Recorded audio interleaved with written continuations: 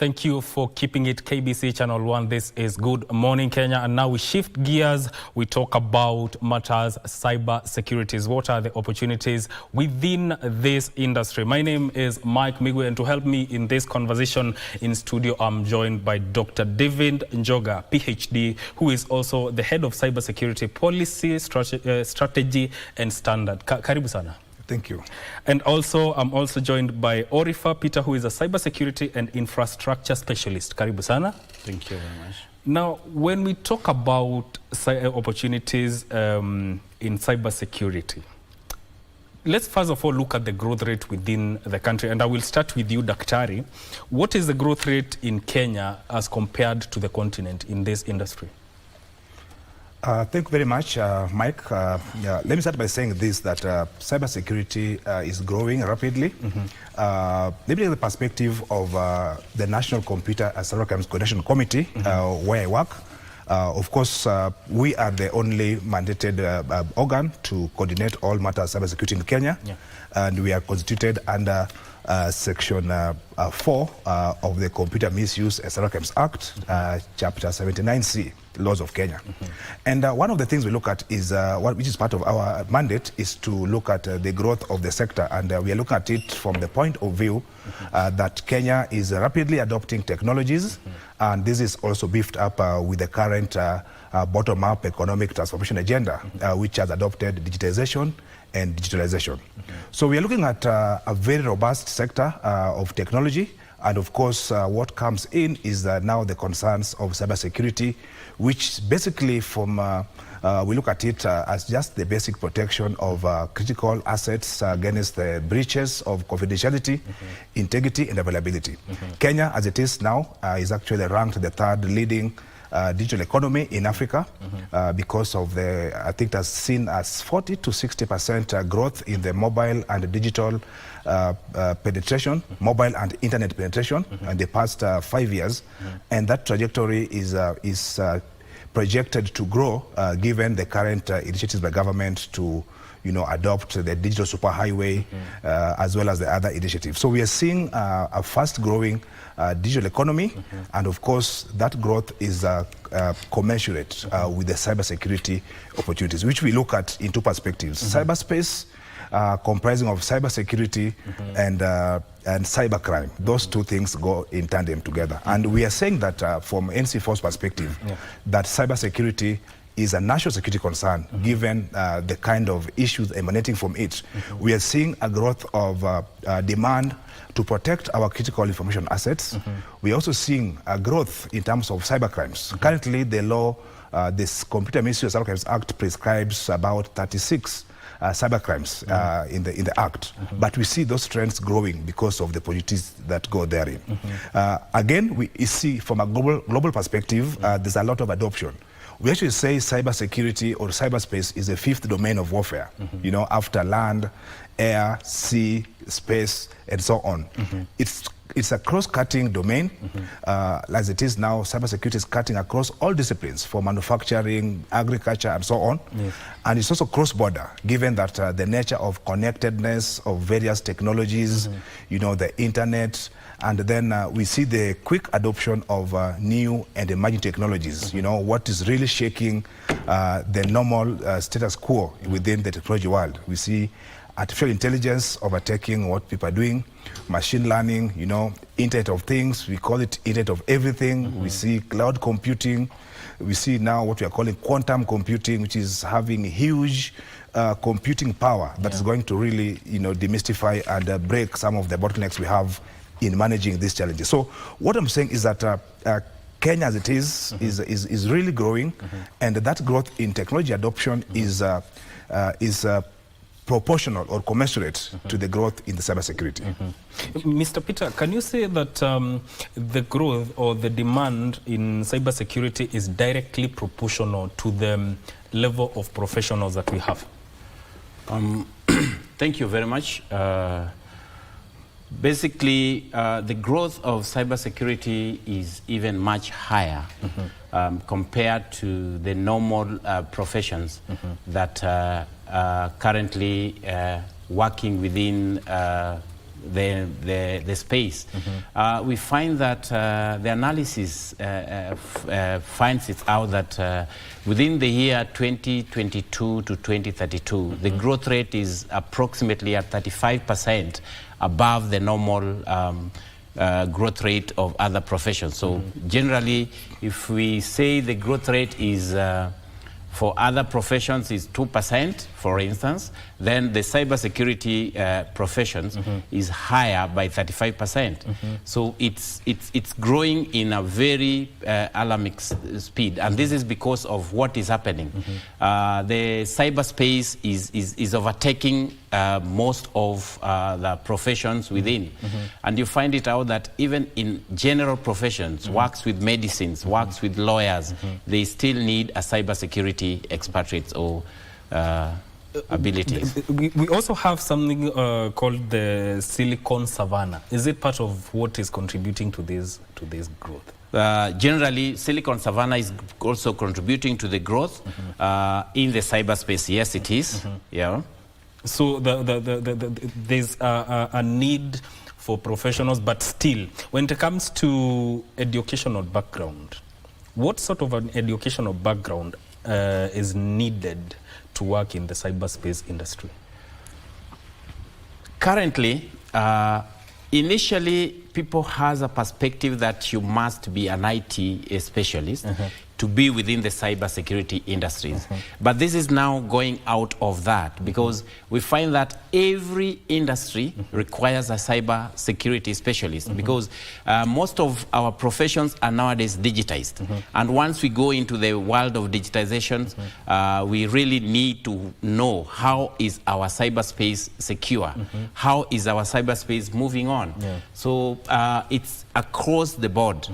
Lawyers, doctors, any other professions, they still need a cybersecurity. So generally, cybersecurity do not tie you only to have a background in IT, but any other background can still make you do a cybersecurity specialization. Yes. And have a hands-on knowledge in the cyberspace, because this is nowadays worldwide. Yes. You move into medicine, you need their machine learnings that are trying to help in the diagnosis of any patients and anything. The lawyers nowadays, they have to have a knowledge of how do I defend a cyber crime. Without a cyber knowledge, you cannot definitely defend a cyber crime. Yes. How will you defend the cyberspace? So generally, it is across the board. Yeah. Daktari, in areas like banking and finance, as you have said, medicine, they all need this cybersecurity expertise in terms of guarding data, because they have sensitive data. Maybe you could stress on the importance of having a robust cybersecurity strategy for them. Yeah, indeed. And again, it has the backing of the law. The Computer Misuse of Cybercrimes Act, Chapter 79C, has in Section 9 provisions for protection of critical infrastructure. So the Kenyan ecosystem has been segmented into critical infrastructure, and that has been further expanded. We recently launched in March this year the Computer Misuse Cybercrimes Critical Information Infrastructure and Cybercrimes Management Regulations 2024, which in Schedule 2 has a very robust list of sectors which have been segmented as critical to support our Kenya's economy. And banking, finance, healthcare, public sector, and so on, they feature prominently in that list. Let me cut you short. We'll come back to that point. Okay. Let's take a short break. We'll continue with that conversation just a bit. Don't go too far.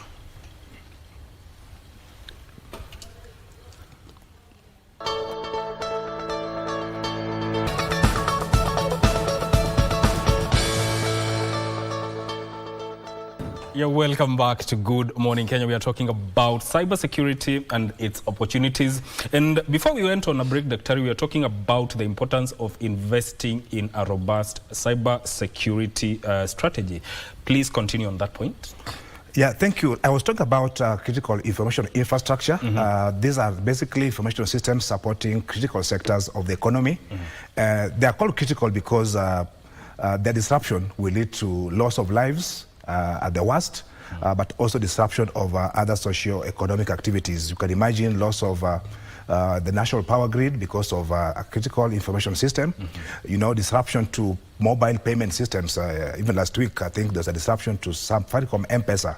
And you can imagine what went wrong. I mean, how people suffered in that regard. So what the law requires that such kind of critical information infrastructure players, they must invest in robust cybersecurity controls so that they can guarantee, you know, the required uptime or availability of those systems, as well as the required threshold of safeguarding the integrity and the confidentiality of the data therein. So therefore, it's important that they have a robust strategy that will guide them in terms of implementing various technical controls, as well as the human capital required. I think that is one of the biggest challenges that we have. We see a lot of threats to our critical infrastructure being insiders. Therefore, every institution needs to invest in critical human capital.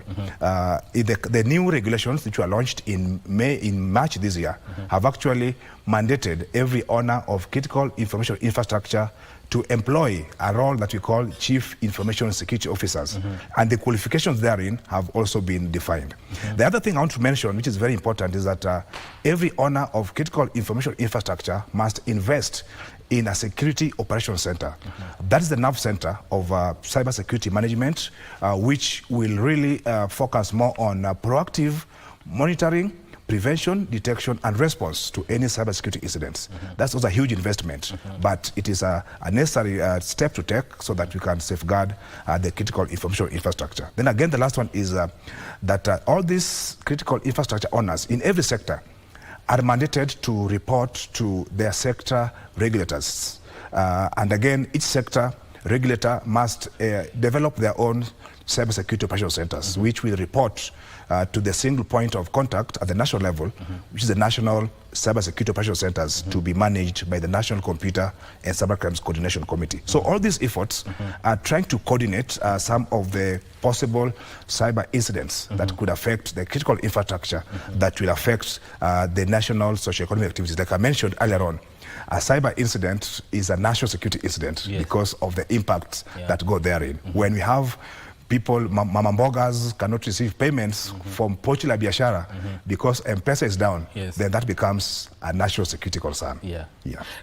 Bwana Peter, there's also the aspect of artificial intelligence and machine learning in cybersecurity. How are they utilized within this industry? Thank you very much. Artificial intelligence is a key tool within the cybersecurity in that it helps in the research. It also helps in robust and quick response into threat detections within the cyberspace and even the response, the threat response. Because artificial intelligence is more used. For instance, this has put in a lot of applications such as now the introduction of the ChatGPT that really is used worldwide within the cyberspace. And this needs a lot of data are pumped in within that space, and it needs a lot of cybersecurity experts or intelligence to get to know what is happening. And within as a machine learning in industry, you find that within the industries, like let's talk for instance in the data mining industries, where a lot of data are being brought in and for purpose of investigations, for security checks and all that, the machine learning work hand in hand with the cybersecurity aspects because it helps in giving the real data and informations within the cyberspace. And that is why you find that as with CyberPro Global, that is trying to emulate and bring back this to the organizations, and it's trying to bring it to the institutions for it to come out clearly. The CyberPro Global has teamed up with national universities, for example, University of Nairobi, to have a research center where this is going to be understood with better simulations and better machines, I call it the tools, that helps to identify and bring this to the people that are trying to use this space. Yeah. So you've mentioned something about research. So expound more on the aspect of research and innovation, where it's placed in the entire industry of cybersecurity. How is it going to impact that aspect? The research and development within cyberspace is going to create more robust cyberspace in that, for instance, you find that most of the institutions currently that are giving knowledge or teaching cybersecurities, you find that students come out of school, but still they cannot handle whatever is in the industry. So the Cyber Pro has come up with a gap, bridging this gap of getting out of college and you can't find yourself fit for the work because of the cyberspace and what has happened within the space. So Cyber Pro Global has teamed up with these institutions, as I have mentioned, University of Nairobi, Daystar Universities, that they are trying to teach or create the awareness and bring in the simulations with teaming up or coming up with advanced industries or advanced organizations like the US and the Israel that have done a lot of research and have come up with very good, robust simulations objects or systems that can help bridge the gap between the industry and the learning institutions. So within the research, we're building up a research center where you will find the labs that gives you the real time what is happening within the industry. And you'll get to know how to handle such situations. So once you come out from this, you'll be very well fit for what you are required within the industry. Yes. Yeah. Daktari, let's talk about the opportunities now. What are these opportunities within the cyber security industry that people can capitalize on? Okay. Yeah, allow me to look at it from various perspectives. From NC4, we look at it being mandated to coordinate all these efforts. We have identified capacity and capability building as one of the key pillars in our national cybersecurity strategy 2024-2027. And we're looking at it from different perspectives. One is what my colleague here has mentioned, and that is one way that we are very keen to work with private and public sector players in terms of building skills, upskilling and retooling to be fit to meet with the requirements of the cyber threats. The other thing we're looking at is we are seeing opportunities because cybersecurity, like I mentioned, being a national security concern, there's a lot of capability building required in defense, security and intelligence organs, both private and public. And one of the things that is being created and now courtesy of the new regulations is a cyber police desk. So we expect to see a cyber police desk in every police station and every police post across the country for the purposes of ease of reporting, investigations and prosecution of cyber criminals. The other thing is about collaboration with the national government administration officers, of course the lowest being the sub-chief or the village elders, so that now that capacity in terms of knowledge, awareness, education is also enhanced up to that level.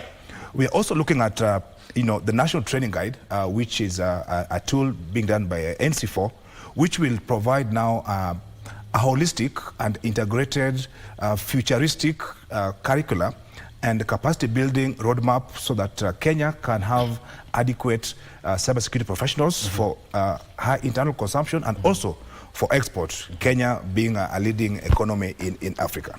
At the same time, for R&D, we are seeing, like I mentioned earlier on, a lot of growth in these new and emerging technologies, artificial intelligence, cloud computing, quantum computing, and so on and so forth. So we are seeing, and we have seen the adoption of these technologies within our ecosystem. And you've seen what kind of horror and terror, these technologies have done to us. So we are also looking at our own Kenyan ecosystems, our tech innovation hubs, investing in developing cyber security products, which can be localized to deal with our Kenyans' problems. You are aware that our Kenyan problems are unique. Yeah, they cannot fit in other ecosystems. So that is one of the areas we're looking at. The other thing is about customizing even some of the foreign tools to fit in dealing with our cybersecurity challenges, because cyber criminals are really ahead of the game, and we must be more dynamic, more robust, and customize our solutions to meet those challenges. Okay, in terms of also profitable niches, what other areas are we looking at? Because there are people who maybe they want to get into this cybersecurity industry and set it up as a business. What other niches, profitable niches, can one look into in this aspect? Thank you very much. This is broad. It's very broad within the cyberspace, because Cybersecurity Global that currently collaborates with most of the industries or institutions outside and within the country. I've made it very much wide and open for a lot of opportunities. For instance, is in the process of bringing up a SOC, Security Operations Centers, where analysts, the security analyst will have a feel and a gel of getting what is there within the cyberspace. And this is at advanced stage where CyberPro has done a collaborations with Israeli industries, that is AI, and even the Israel National Defense Intelligence for the cybersecurities has also offered to come and assist in building up a security center that will help to broaden the research. And this is a very wide opportunity for industries or for institutions. For instance, the banks, they really need to know what is happening today within their systems.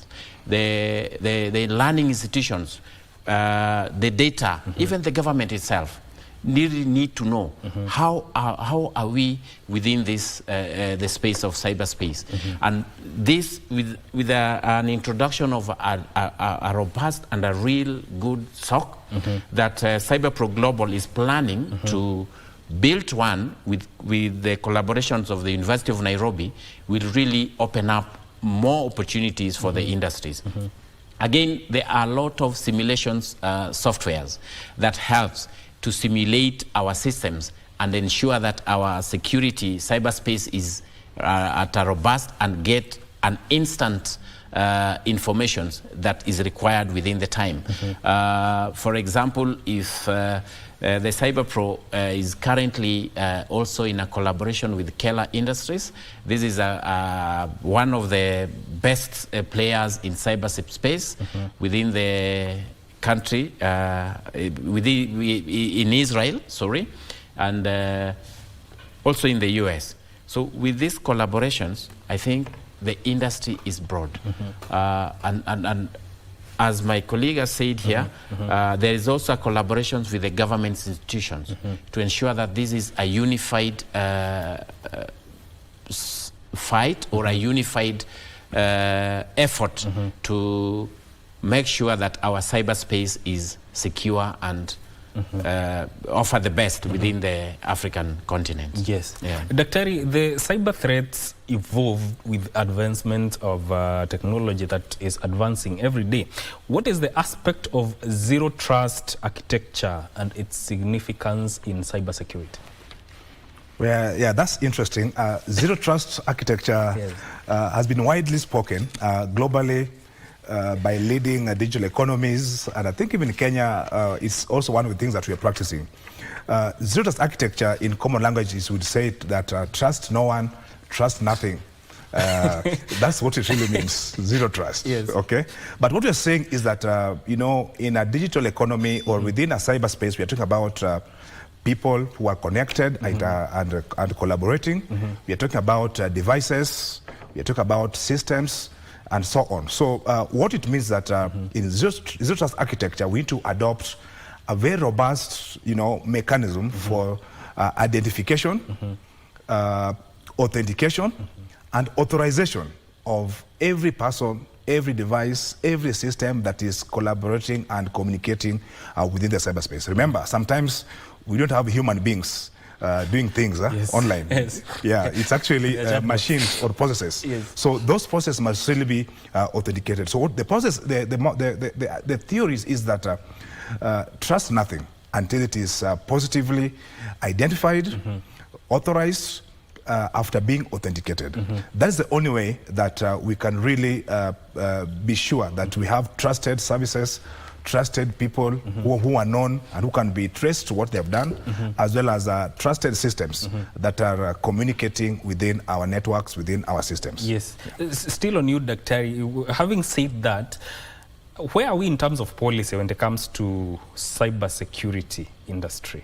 Okay. As a country. All right. Yeah, I think Kenya is one of those countries that has really caught up with the adequate structures. As we speak now, we have a running national cybersecurity policy, strategy. The policy is at draft stage, and as we speak now, there's a task force that was constituted 2 weeks ago by the Cabinet Secretary, Ministry of Internal Security and National Administration, of a team that is going to look at the national cybersecurity policy. So it's actually coming to the public for public participation. So stakeholders, including yourselves, we hope you'll give us your comments so that we can have a futuristic national cybersecurity policy. But that is just at the apex. Otherwise, at lower levels, we have the strategy that is already driving the activities that are ongoing both in public and private sector. We also have adequate legal structures. I mentioned the Computer Misuse and Cybercrimes Act, as well as the regulations, the Computer Misuse and Cybercrimes, Critical Information Infrastructure and Cybercrimes Management Regulations 2024, as well as national frameworks which are safeguarding our cyberspace. We also have other lower level institutional reforms, as well as initiatives such as the ones we mentioned in capacity and capability building. So I think Kenya, we are already earning the fruits of such kind of cybersecurity space, building a digital trust. We are seeing a lot of multinational companies setting up offices in Kenya because the government has demonstrated enough capacity and enough security or assurance of our cyberspace. Yes. Let's close with this. Where do you see the job market within the cybersecurity within the next 5 years? Cybersecurity is a space to watch, and in terms of opportunities, is a space is the space to be. Generally, the job market is currently, from my analysis, the job market in the next 3 to 5 years will be more than the people that are available. Yes. And that is why we really want to ensure that we equipped the professions and the professionals with more skills, and comes the availability or comes the opportunity, you find yourself fit within the industry. And that is generally why CyberPro has really come in and to work with the institutions, with the collaborations with the learning institutions, where the skills needs to be upskilled, so that the experts have the knowledge that they are fit for the industry. Because this is a space that I've said is keen to watch, because it is growing very fast, as I said earlier, 35% more than the normal growth rate of any other professions. And this is where everybody is focusing on, because you find that every institution, every profession, every industry digitize themselves. And once you call yourself you're a digital era, then you are within the cyberspace. The data stays within the cyberspace. What your information stays within the data space. Your work stays within the data space. Then who is taking care of this? Who is in charge of our data space? These are the cyber security experts. They are the people that now ensure that everything runs at a simulated space. And that is why CyberPro Global is really working hand in hand to ensure that we bring in the professions, we bring in the experts from the tested and known countries that have done this. That is why in my conversation I mentioned Israel. They are the best. And Israel, if you talk about Israel, you know that is a US. So definitely we will bring in the best within the country. Yes. And within this space, Yes. we will definitely have a lot of opportunities. Yes. So there is a great opportunities that to watch on. Yes. And for that information, currently Cyber Pro Global is offering trainings at Daystar University, and you can log into the website and find the link and start getting your knowledge. Yes. I think the program, there's a current program that is running currently, Yes. and the next cohort will be effective from October. Yes. And this is also, we are trying to collaborate it or to enhance it with a Cyber Week that is going to happen in the month of October for the African Cyber Week. Yes. That is going to happen here with the collaboration with the University of Nairobi. And everybody should come and attend and see what is there in the industry. A lot of opportunities, a lot of openings are available within. Finally, Daktari, anyone who wishes to get into cybersecurity, what's your word? Yeah, what is important is passion and commitment. Yes. Because this actually, you are recruiting yourself to be a cyber warrior. Yes. And to be a warrior, Yes. there's a lot of energy that is required. Yeah. And as NC4, we encourage as many warriors as possible. Yes. At the moment, I just flipped through a friend of mine who is at, there's a program sponsored by the Ministry of Industry, Trade and Investments through support from World Bank. Yeah. The Skies KEP. So there's there is a what's called Fab Lab Winam. I saw there were almost 2,000 applicants for this government-sponsored program of 30 participants. Yes. So I was encouraging the CEO of that company that give those who are interested Yes. an opportunity, Yes. because the commitment that is required for those who are up to securing the digital economy. Otherwise, as I finish, let me talk about as a country that is moving towards rapid digital transformation, we must also be committed to what the digital economy requires. So NC4 is committed, of course, to drive various initiatives towards capacity building, towards collaboration, local, internationally, so that we can have a trusted and resilient cyberspace for the people of Kenya. Yes. Thank you. Gentlemen, asanteni sana. That is Dr. David Njoga, who is a cybersecurity policy strategy and standards, and also Orifah Peter, who is a cybersecurity and infrastructure specialist, speaking to us about the opportunities within the cybersecurity industry. My name is Mike Migwi. Keep it. Good morning, Kenya. Good morning.